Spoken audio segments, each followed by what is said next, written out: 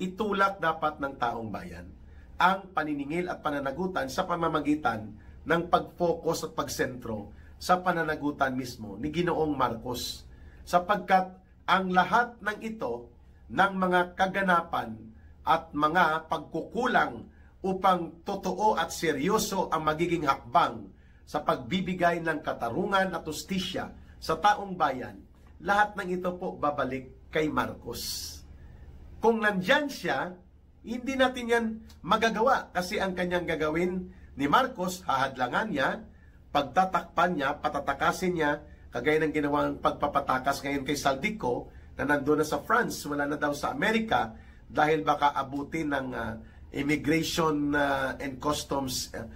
Enforcement Unit ni Trump at baka hulihin at ipadeport balik sa Pilipinas. So tumalo na siya papuntang France sa Paris, no? At umiikot na daw doon upang maghanap ng kanyang lungga itong si Saldico. So hanggat nandyan si Marcos at ang kanyang diskarte ay diskarting PR, yung parang publicity gimmick, pa-interview, pagalit-galitan, paiyak-iyak, paluwa-luwa, and then pagtatakpan niya lang, damage control, kunwari sidestep si Romualdez, pero kontrolado pa rin nila ang Kongreso. The real criminal trail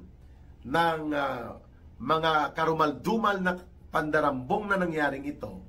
hindi po natin yan makukuha ang hustisya at katarungan hanggat hindi po napapalaya sa poder si Marcos.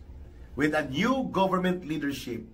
then we can start yung totoo at konkretong proseso at takbang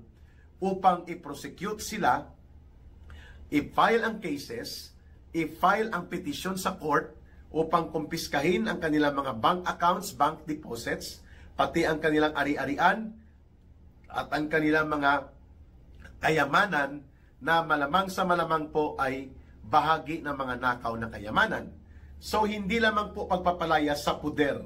ang gagawin ng taong bayan, kundi pati po ang paniningil at paghahatol at ang pagpataw ng karampatang kaparusahan laban kay Marcos, kay Romualdez, at sa mga alipores nila that include Saldico.